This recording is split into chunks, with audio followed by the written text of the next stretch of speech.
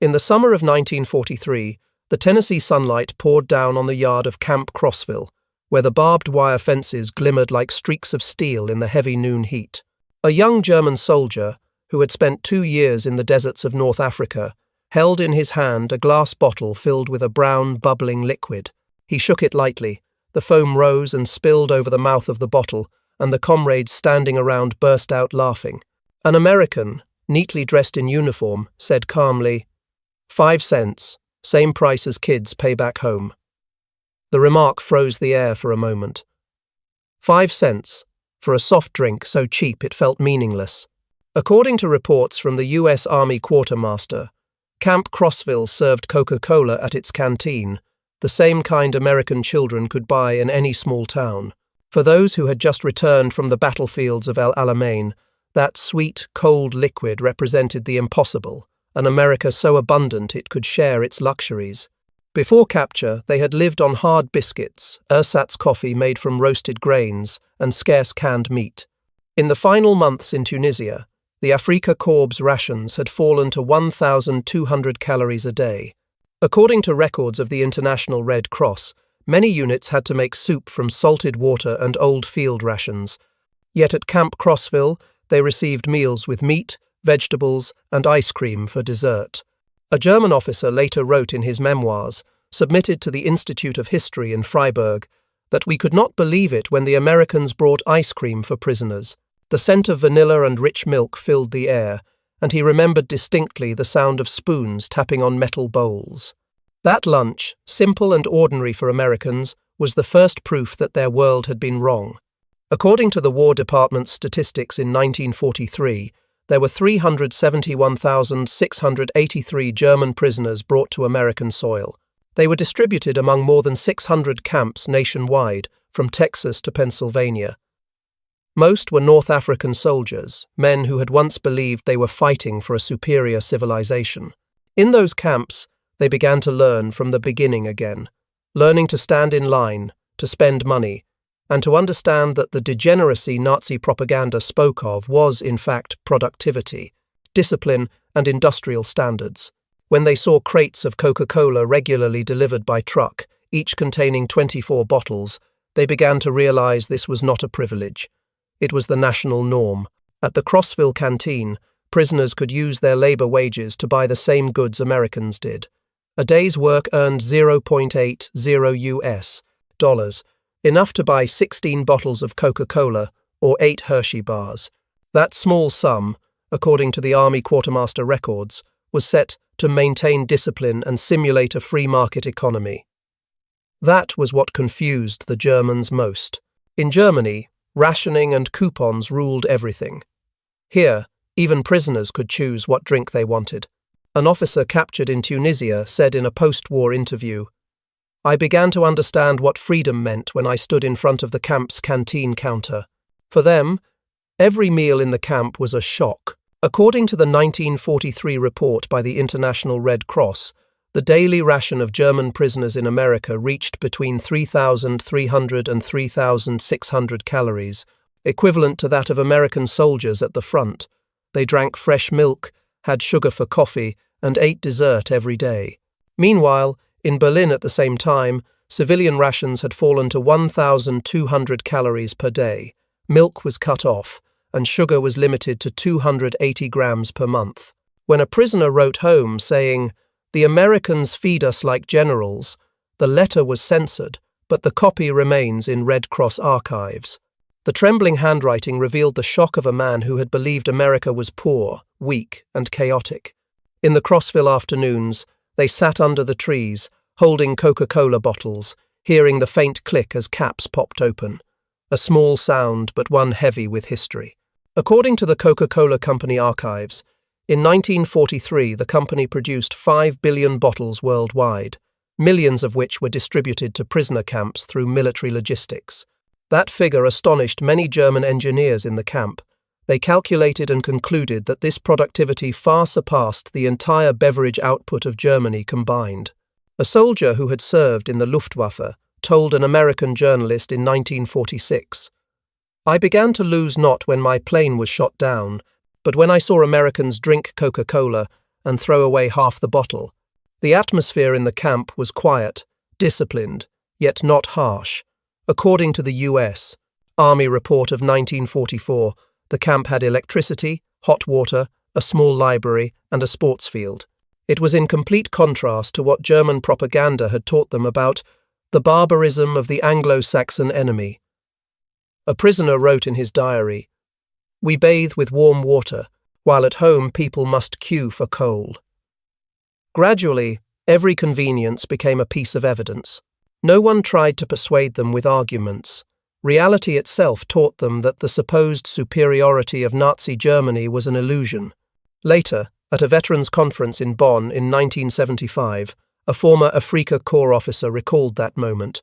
The room was silent, the yellow light spilling over aged faces. He spoke slowly. "The day I drank my first Coca-Cola, I knew we had lost." The microphone crackled. No one in the hall laughed. For them, defeat had not come from Stalingrad or Normandy, but from a soda can and a scoop of ice cream in the summer Sunday. In that silence, their entire worldview began to fracture. Men who had once shouted slogans of racial supremacy now calculated sugar content, milk fat, and refrigeration power. According to Arnold Kramer, a historian specializing in German prisoners in America, it was material abundance, not propaganda, that shattered the foundation of their beliefs. He quoted one prisoner, "When the enemy is strong enough to feed you well, you have no reason left to believe in your own superiority." And at Camp Crossville, beneath the pale Tennessee sunlight, a new psychological era was born. From those 5-cent bottles of Coca-Cola, from the sweet coldness of ice cream on their tongues, the German soldiers realized that the world they had fought to defend was obsolete. There were no lectures, no slogans, only the hiss of carbonation and the scent of sweet milk drifting in the breeze. And in that silence, the Reich began to crumble. In June 1943, convoys of trucks carrying German prisoners of war left the port of Bizerte, crossing the sun-scorched desert toward the railway terminal.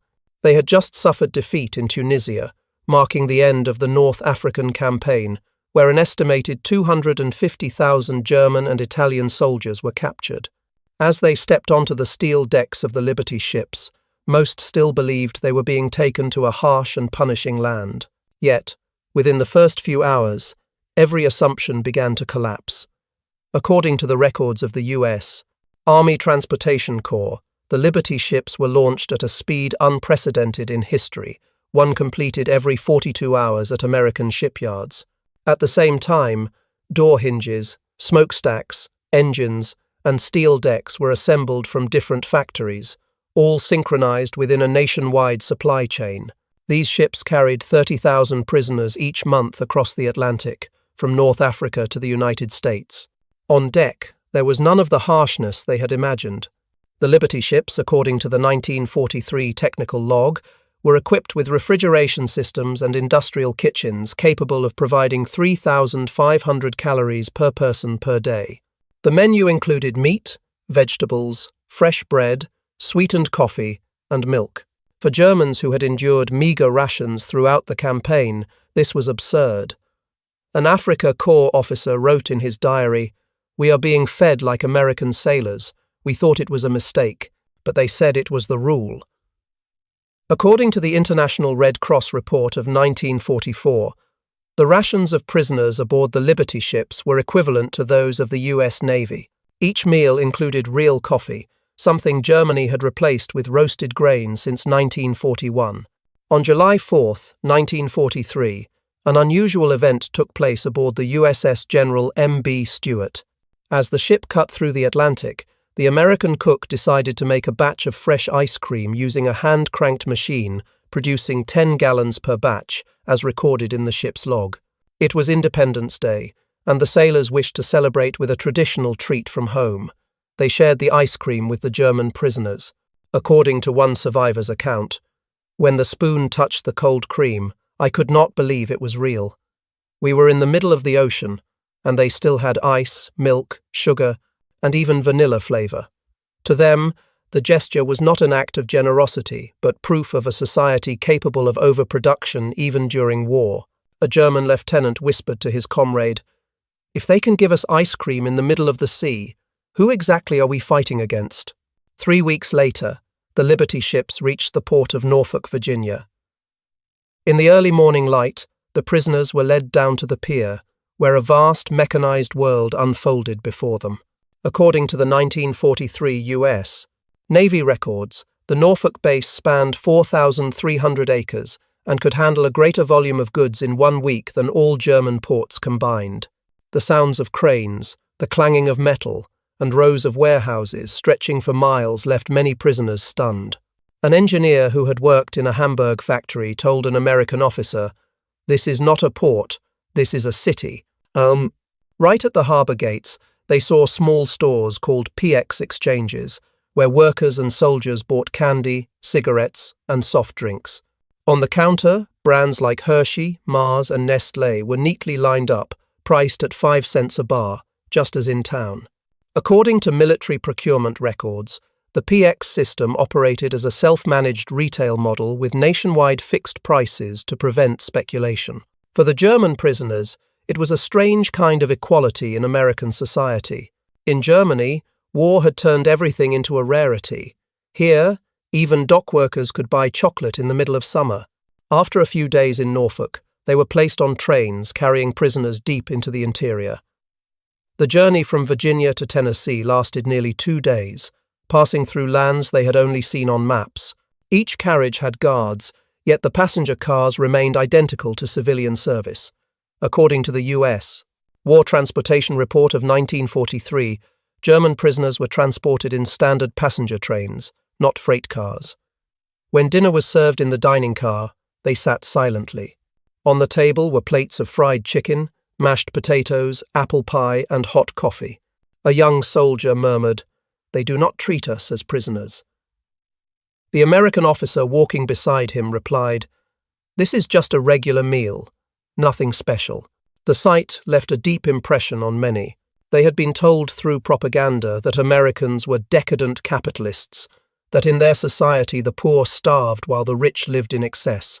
Yet here, in a train moving through green fields, everyone ate the same food, at the same table, with the same value. A prisoner later wrote in his post-war memoir, "I realized that not all democracies are weak. They can feed the world with their industry." Throughout the journey, they began to record every detail. According to former Sergeant Hans Müller, interviewed in 1978, "We observed how they worked. Every meal was served on time, no one pushed, the coffee was enough for all, and everyone received the same portion." He said that it was this very sense of equality that made him question the German social model. When asked what his first feeling had been, Müller replied, "Shame." As the train crossed the Ohio River, the sunset shone through the windows, reflecting on rows of small houses, wooden homes with electric lights, steady trails of chimney smoke. A German officer muttered, "If this is a weak country, then who in the world is strong?" According to historian Arnold Kramer, who studied German POWs, such journeys were the first stage of ideological re-education, not through lectures, but through observation. That evening, when the train stopped at a small station near Tennessee, they heard the loudspeakers. A local news broadcast spoke about a program to provide school milk for children during the summer. The German soldiers sat in silence, saying nothing. They knew that back home, children queued for diluted milk rations. A prisoner wrote in his diary, "In silence, I understood that our war had become meaningless." 2 days later, when the train reached the Crossville camp, the sun was blazing. The guards opened the doors and signaled them to step down. In the distance, they saw wooden barracks with chimneys and barbed wire gleaming in the light. But what stunned them was not the wire, it was the American flag fluttering above the camp, in the middle of a peaceful land. No shouting, no barking dogs, only the hum of a generator and the sound of a radio from the guardhouse playing "God Bless America." A young soldier turned to his comrade and whispered, "Perhaps we have surrendered, but there is something in them we must learn." The others stood silent, looking around, neither smiling nor speaking. The golden light glinted off crates of Coca-Cola being unloaded into the warehouse, the same bottles they had drunk on the ship. According to the U.S. Army Transportation Report, the Liberty ships completed their mission without losing a single prisoner of war to hunger or disease. It was not mercy, it was efficiency. And within that efficiency, they began to understand the power of industrial democracy. And in that silence, the voyage of surrender became the beginning of awakening. When the first prisoner transport ships reached American ports in the middle of 1943, they entered a logistical network on a scale far beyond anything Germany had ever imagined.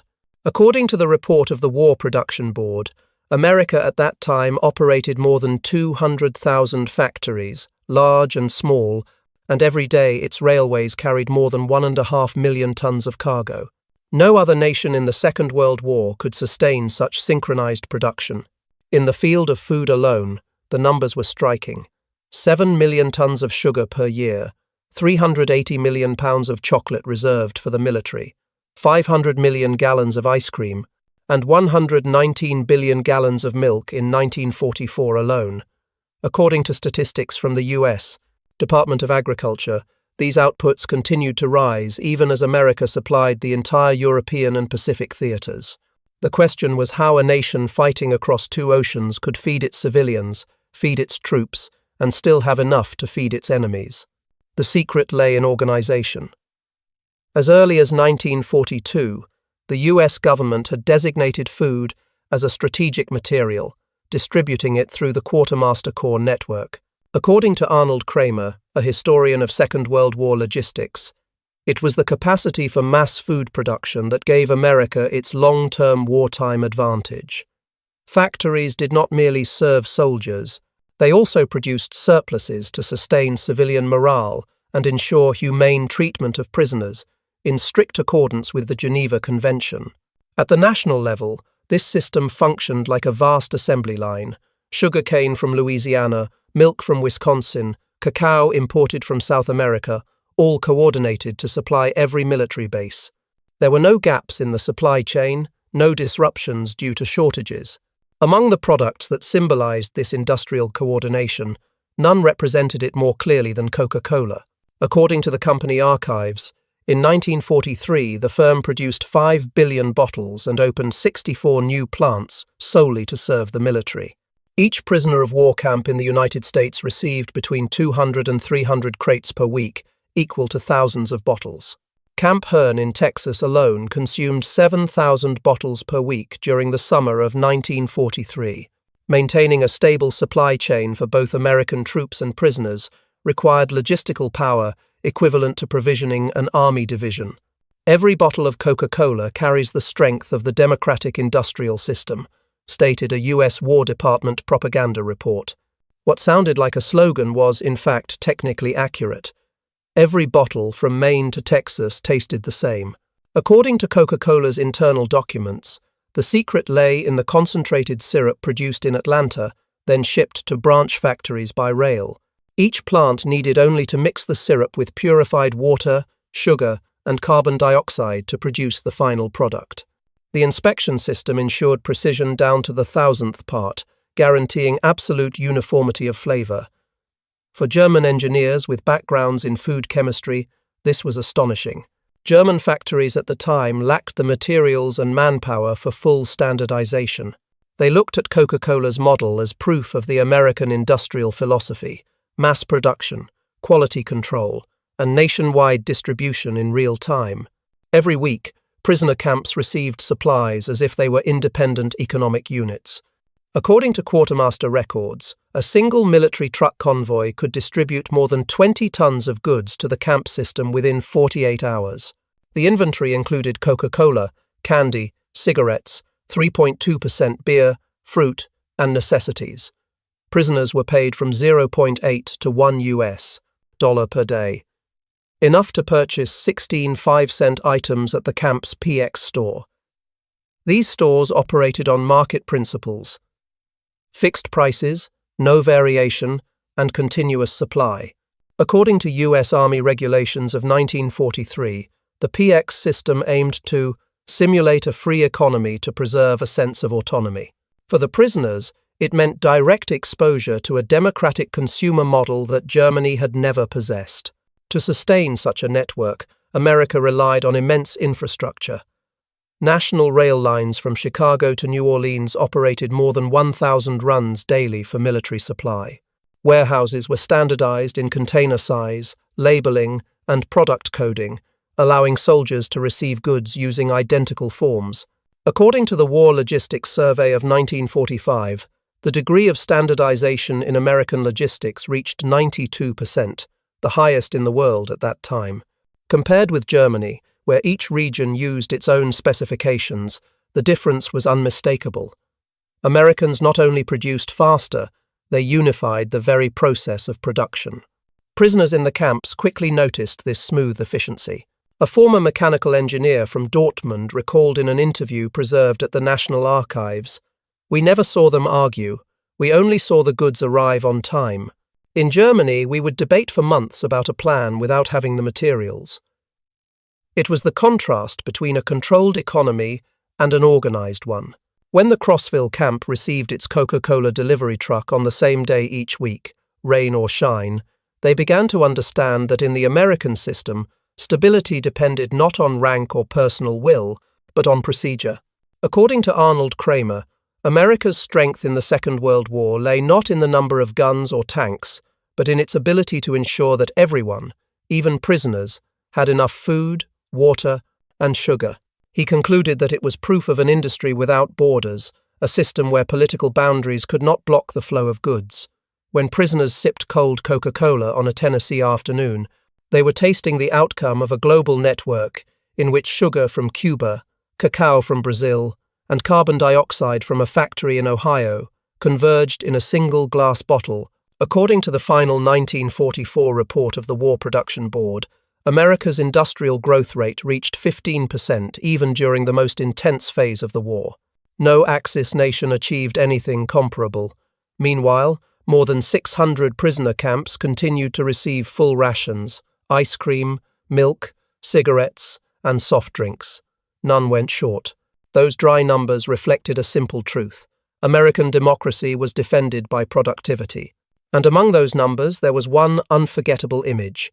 Thousands of Coca-Cola bottles lined along the rail tracks, wooden crates labeled from Atlanta, passing through Norfolk, then on to Tennessee. Each bottle was a message to the defeated enemy. This was the power of order, of organization, of borderless production. According to the War Department's summary of 1945, America fed its enemies better than Germany fed its allies. The figures confirmed what every prisoner had already felt. In the cold precision of those production lines, they understood that wars were not decided only by shells, but by the ability to produce excess. And in that realization, the myth of superiority finally collapsed. From 1943 onward, the German prisoner of war camps on American soil began operating steadily. Every day, hundreds of thousands of men ate, worked, and received their rations regularly. According to reports from the U.S. Army Quartermaster, the average food intake for prisoners reached between 3,300 and 3,600 calories per day, including meat, milk, vegetables, and pastries. Each person received 1.8 kilograms of sugar per month, 0.9 kilograms of meat per week, and drank fresh milk daily. Meanwhile, in Germany, the Nazi Ministry of Food recorded that civilian rations had fallen to between 1,200 and 1,500 calories per day, sugar to 280 grams per month, meat to 300 grams per week, and milk was reserved only for children and the wounded. That vast disparity was no longer a statistic, it became a daily experience. The prisoners knew that their families back home were eating 3 times less than they were. In the communal dining hall of Camp Crossville, bowls of hot soup, stewed meat, and baked goods were served with precision. According to the 1944 International Red Cross Inspection Report, the prisoner of war camps in the United States maintained rations equivalent to those of American soldiers stationed domestically, far exceeding the Geneva standards. It was a deliberate policy. Washington wanted to prove that democracy did not need cruelty to be strong. Yet for the Germans, this was more shocking than any political lecture. A former sergeant wrote in his memoir published in Munich in 1963, "I could not understand why they fed us so much. Back home, my wife was waiting in line for half a loaf of bread. The contrast became even clearer when they witnessed the American notion of waste. Camp Aliceville in Alabama was a prime example. In August 1943, the air was humid, and the sugar in storage absorbed moisture and clumped together.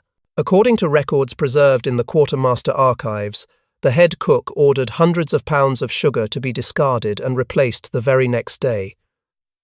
The prisoners working in the kitchen stood frozen at the sight.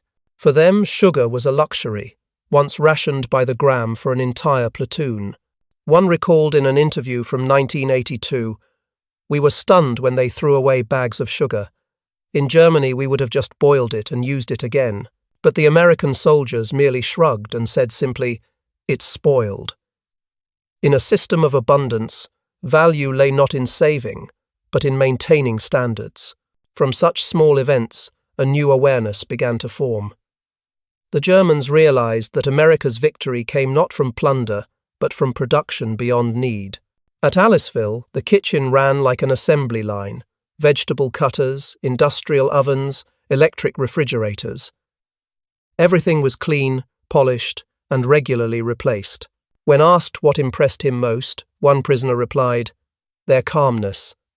They cooked as if they had infinite supplies." In the autumn of 1943, as leaves changed color across Tennessee and Texas, America prepared for Thanksgiving.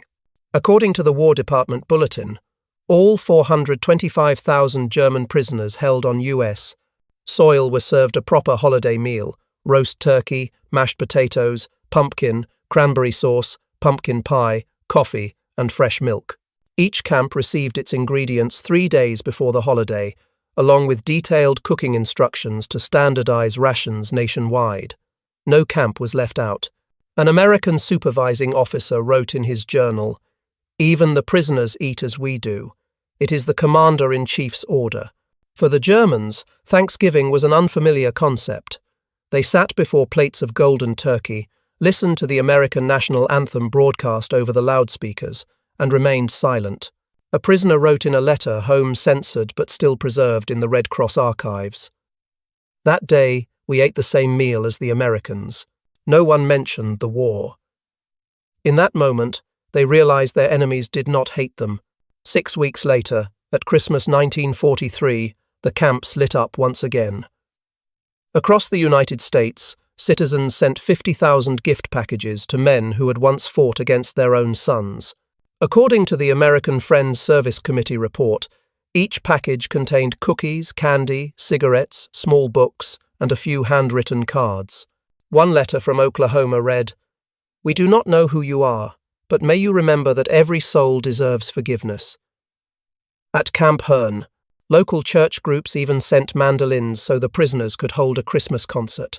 A photograph from that night, now kept in the National Archives, shows German soldiers in prison uniforms holding instruments, surrounded by smiling American guards. According to Arnold Kramer, American humanity became a psychological weapon stronger than any form of propaganda. He called it re-education by abundance. When the enemy was fed better than their own civilians, the ideology of racial superiority collapsed on its own. A former Luftwaffe officer admitted in a 1970 interview in Bonn, "The day I received a Christmas package with American cookies and cigarettes, I knew we had fought for an empty ideal." What confused the prisoners was not temporary kindness, but consistency. Every camp, every state, every week followed the same standard. According to War Department Circular 35-44, prisoners of war shall be treated in accordance with human rights principles, for it is a national duty. No one questioned it. No one disagreed. In wartime Germany, humanity had to be permitted. In America, it was policy. As the war dragged on, those meals and gifts became a more persuasive tool than any speech. No slogans were needed, no proclamations. Each slice of bread, each bottle of milk, each packet of candy passed through the fence undermined the ideological foundations of hundreds of thousands of men. A young soldier later wrote in his memoir, "They did not persuade us, they made us think for ourselves." According to the 1945 International Red Cross Summary, the average health of German prisoners in America improved by 15% compared to the time of capture. Many gained weight, recovered quickly, and left the camps with a completely transformed understanding. It was the outcome of a strategy absent from military manuals, victory through humanity. When the lights in the Crossville dining hall went out, only the wind outside the fence and the faint smell of coffee remained. An old prisoner turned to his friend and said quietly, "They do not need to prove anything. They just live this way." In that moment, everyone understood, and in that quiet generosity, power changed its meaning.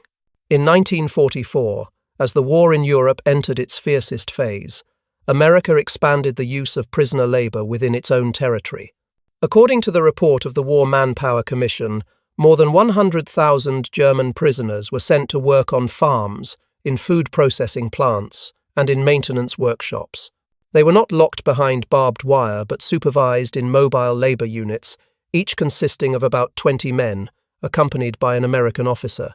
It was during this time that they had the chance to witness how America truly functioned, not through slogans, but through its fields, factories, and people. In the Midwest, the farms stretched so wide that they could not see their end. According to the 1944 records of the U.S.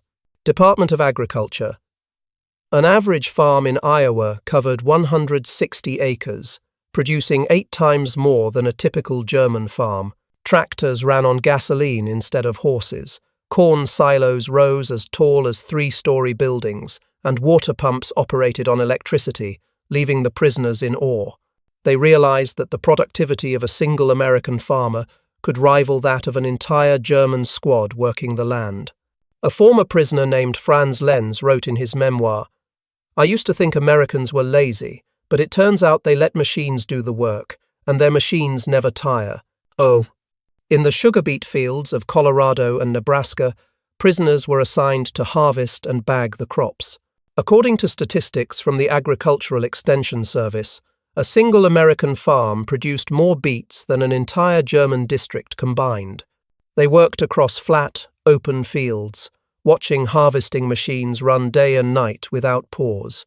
A German agricultural engineer in one of the labor groups carefully noted every detail from the blade structure to the drive mechanism. He told an American supervisor, "If my country had this technology, we would not have starved." At the Del Monte canning plant in California, where thousands of workers processed fruit, prisoners were assigned to load crates and clean the machines. According to the company's 1944 internal report, 15% of the fruit was discarded simply for being the wrong size or shape. Peaches that were ripe but uneven, pears that were too small, were diverted to animal feed. The German prisoners were astonished. In their homeland, fruit was scarce, carefully stored for the winter. One man in the group whispered, "Here, they throw away what we used to fight over." That sentence was later recorded in a 1946 International Red Cross interview as evidence of the cultural shock between two worlds. The Americans working in the factory were not rich, not wearing uniforms, but had a discipline almost military in nature. They arrived on time, ate lunch in the same canteen, and everyone had the right to speak with the manager. One prisoner recalled, "I saw a worker suggest a change in procedure, and the manager nodded. In Germany, that would never happen." Gradually, they understood that democracy was not only about elections but about mutual respect between workers and those in charge. When the harvest season ended, many labor teams were sent to schools to clean yards or repair plumbing. There, they saw an image that haunted them for life. American children ate lunch from metal trays filled with milk, bread, meat, and fruit. According to the U.S. Children's Bureau, the school lunch program has been tested since 1943 to ensure proper nutrition for students. Every day, millions of children receive a glass of milk, the foundation for the National School Lunch Act, enacted in 1946. For the prisoners, the idea of children being given milk daily was unimaginable. One man wrote in his diary, "We once dreamed of drinking a glass of milk, but here, children see it as ordinary." One afternoon, they were allowed to rest in the schoolyard. The students approached, curious about the uniforms with large PW letters painted on the back. A little girl handed them an apple, saying, "For you." No one dared to accept it. The American guards smiled and nodded. The group fell silent, then took it, and as they bit into the apple, the sweetness left them speechless. According to historian Arnold Kramer, it was in such simple moments that they understood democracy was taught at the lunch table. The prisoners assigned to milk processing plants in suburban Michigan carried similar memories. They saw massive steel tanks, hundreds of workers, and women operating bottling machines. Each shift was paid on time, and female workers earned the same as men. One prisoner exclaimed, "In Germany, women stand behind counters. Here they run the entire production line."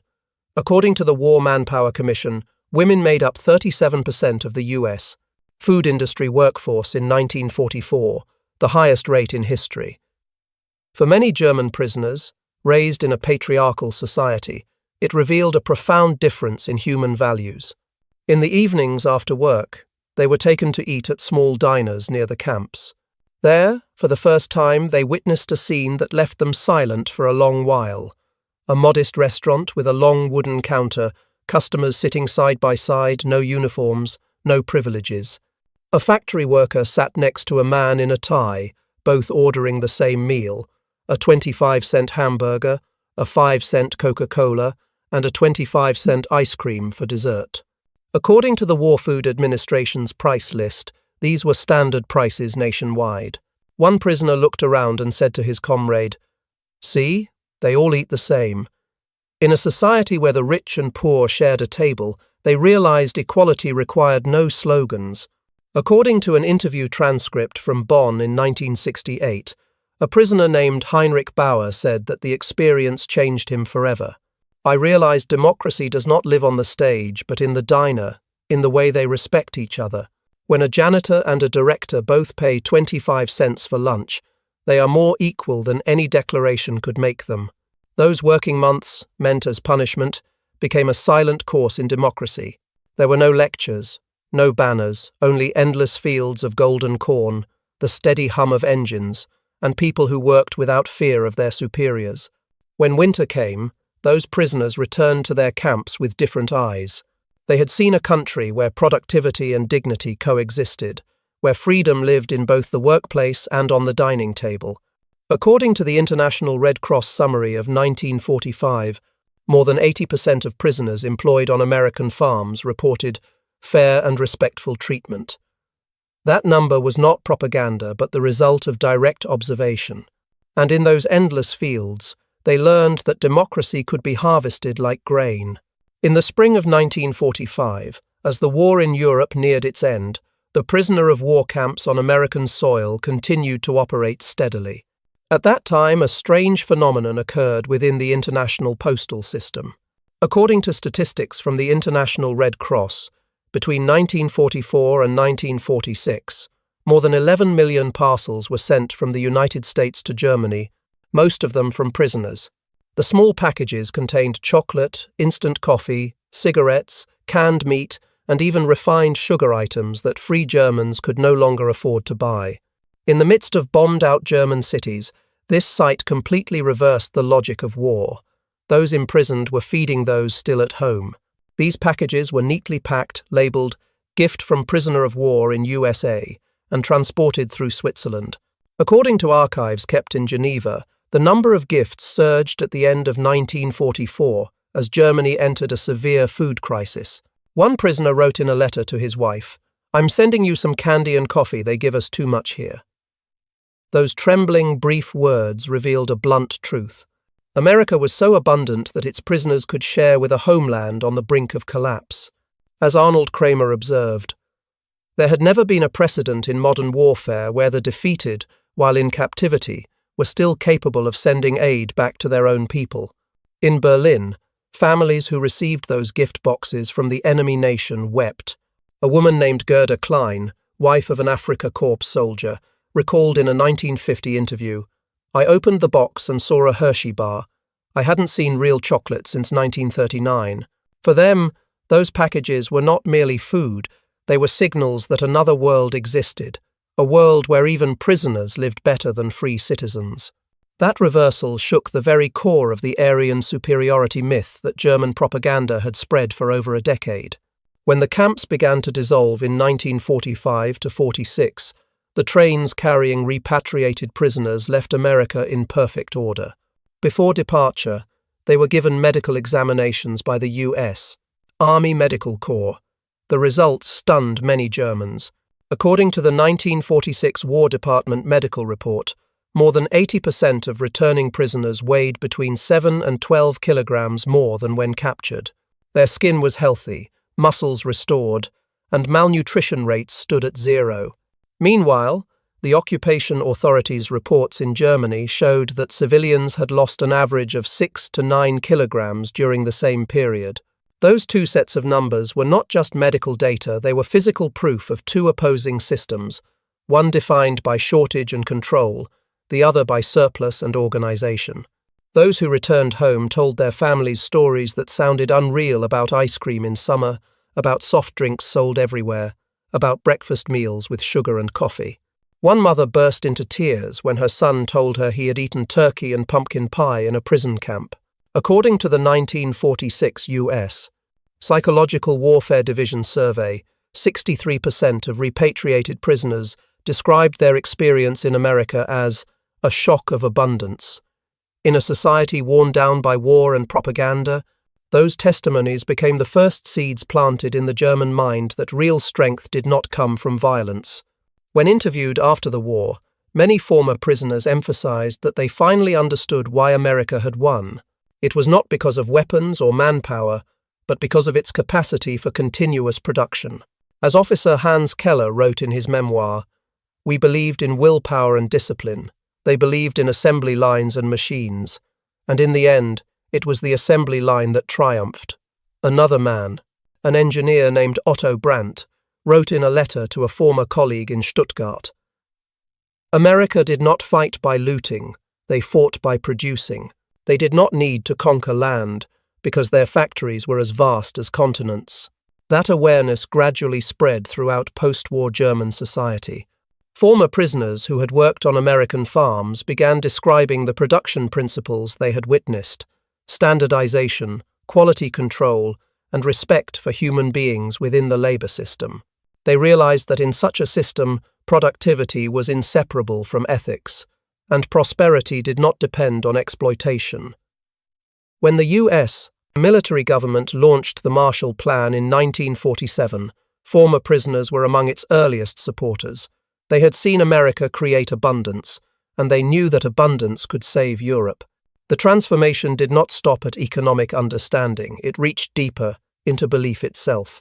In Bonn, in 1954, during a symposium of veterans, a former Luftwaffe officer recounted what he called the moment of shattering. He said, "I once believed we were the superior race, but when I saw an American throw away half a bottle of Coca-Cola, I understood that superiority was not in blood, it was in the ability to create excess." The hall fell silent. That statement was later cited in several of Arnold Kramer's studies as a symbol of psychological collapse. According to post-war psychologists, the so-called American prisoner phenomenon, a term used among German researchers, was a textbook case of ideological transformation through material experience. No one forced them to abandon their old ideals, but once they saw a society where citizens and prisoners ate nearly the same rations, every doctrine of racial hierarchy became meaningless. From Coca-Cola to ice cream to sugar, each small item became a symbol of organization and democracy. A 1948 U.S. Information Service report noted that among 10,000 prisoners interviewed after repatriation, more than 70% stated that America is strong because it knows how to organize people. No one spoke of a weak America in veterans' meetings anymore.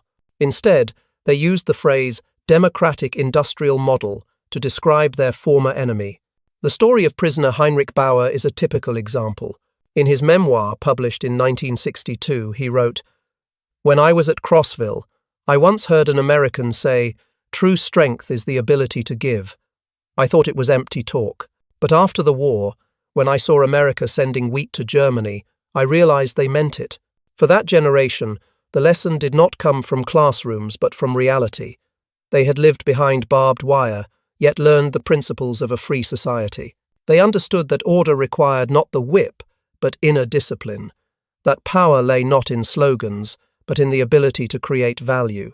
And above all, they realized that the greatest civilization was not the one that conquered, but the one that produced and shared.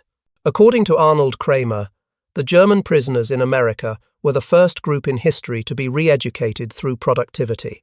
He concluded that their experience laid the foundation for Germany's cooperative attitude during Reconstruction.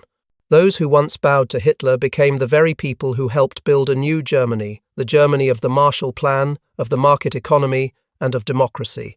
And when they spoke of America, they no longer spoke of the enemy. They spoke of the system that fed them, the system that defeated them, the system that taught them what strength really meant. After the war, Germany was divided, the country in ruins, millions wandering through the rubble and ration cards.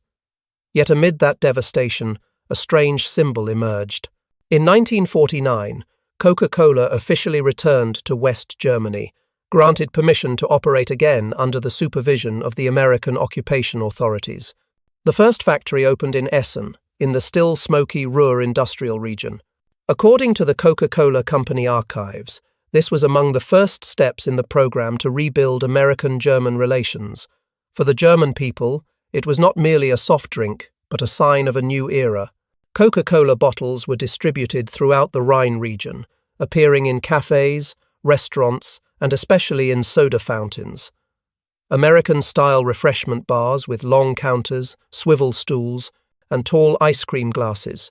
According to a 1950 report from the Frankfurter Allgemeine Zeitung, within 12 months, the number of American-style establishments had quadrupled in major cities, such as Frankfurt, Hamburg, and Munich.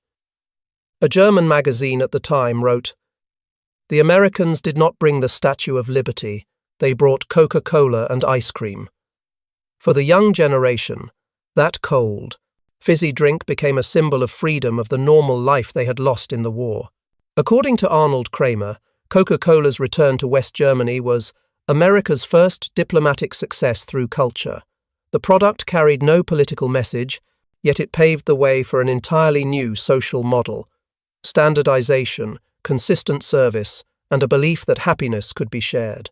When American radio first broadcast advertisements in German, "Trink Coca-Cola," Das original listeners laughed, but they paid attention.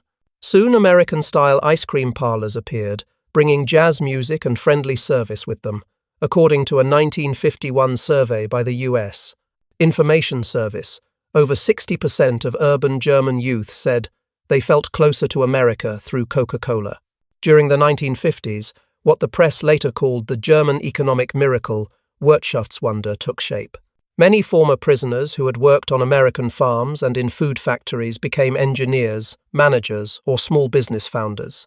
They brought back not only skills, but also the organizational models they had observed in captivity. According to data from the West German Ministry of Economics in 1955, more than 20% of mid-level managers in manufacturing had once been prisoners of war in America. They adopted the principles of mass production, standardization, and personnel management, built on cooperation. One former prisoner, engineer Hans Keller, who had worked at Camp Herne, opened a small mechanical workshop in Hanover. In his memoir, he wrote, "I used the American model: divide the work steps, supervise by process, and place the common good above the individual. That's what I learned watching them pack goods for an entire nation." Keller would later become one of the pioneers of West Germany's precision instrument manufacturing industry. His story was not unique. In Bremen, Otto Brandt, who had worked in a dairy plant in Michigan while in captivity, founded the first German food processing company to receive national quality certification. In a 1960 interview, Brandt said, "We learned in America that standards are not pressure, but freedom. When everyone follows the same process, all are equal." That philosophy, born from simple observations in a prison camp, became the foundation of the later Made in West Germany movement. Coca-Cola, ice cream, and other American cultural symbols gradually flowed into German life, like underground currents of peace. According to Coca-Cola data from 1959, per capita consumption in West Germany reached 36 bottles per year, 5 times higher than in 1950. On the streets of Berlin, Bright red signs with white lettering began to replace the faded wartime advertisements. A local newspaper wrote, "Since Coca-Cola arrived, this city tastes different, the taste of life returning." But the legacy's impact was not only economic, it touched psychology and culture. American sociologists observed that after the war, German youth developed the idea of Lebensfreude, joy of living, closely tied to American habits and products, drinking soda, listening to jazz, and going to the movies. From former enemies, they became people learning to live and consume like friends. At an economic conference in Bonn in 1957, Minister Ludwig Erhard, the architect of the Wirtschaftswunder, said, "We do not rebuild to survive, but to live better, and that begins with productivity and consumption." The statement embodied the spirit of the years when Germany relearned freedom through the smallest of things. In 1975, at a prisoner of war reunion in Frankfurt, a moment was captured on an old tape recorder. In a quiet hall, yellow light fell across the faces of old men. A former Africa Corps officer stepped to the podium, his voice hoarse. "When they gave us ice cream during the war, I knew we had lost forever." The room fell silent. A Der Spiegel reporter present that day wrote, "No one laughed, because everyone understood. We lost not to bombs, but to organization." In the following years, many German documentaries returned to the old camps in Alabama, Tennessee, and Texas, recording the memories of those who had been there. They spoke of kind American guards, of camp bars with cold Coca-Cola, of evenings with music. One man said, "We came to America as enemies and left as students." In many ways, the war had become a vast classroom where the defeated learned the values of freedom through abundance. According to research by Arnold Kramer, quote, "The American prisoner of war system was humanity's most successful experiment in re-education through economics. It needed no propaganda, only verifiable realities, productivity, organization, and humanity. These values permeated post-war Germany, helping shape a stable, democratic society. Coca-Cola and ice cream were no longer symbols of the enemy, but of creativity of a civilization that knew how to share its abundance." When Chancellor Konrad Adenauer signed the Marshall Plan Agreement in 1949, many former prisoners understood its true meaning. They had eaten, learned, and witnessed how a society functioned through efficiency rather than fear. To them, America was no longer an invader, but a model of rebirth. According to the summary of the U.S. Economic Cooperation Administration in 1952, Germany received $1.4 billion in aid from the Marshall Plan, most of it used to rebuild industry and distribution systems. The very people once connected to Coca-Cola and American production lines carried out that program. They not only rebuilt Germany, but infused it with a spirit of human-centered productivity. And as the 20th century reached its midpoint, the cold Coca-Cola glasses, the ice cream parlors, the red-painted delivery trucks had become shared memories on both sides of the Atlantic.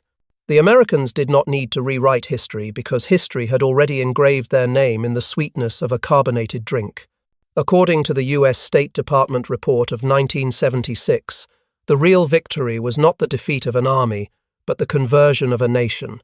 America's triumph was not measured in sunken ships or bomb counts, but in its ability to create an abundance generous enough to share with its enemies a strategy of re-education through sugar, milk, and Coca-Cola.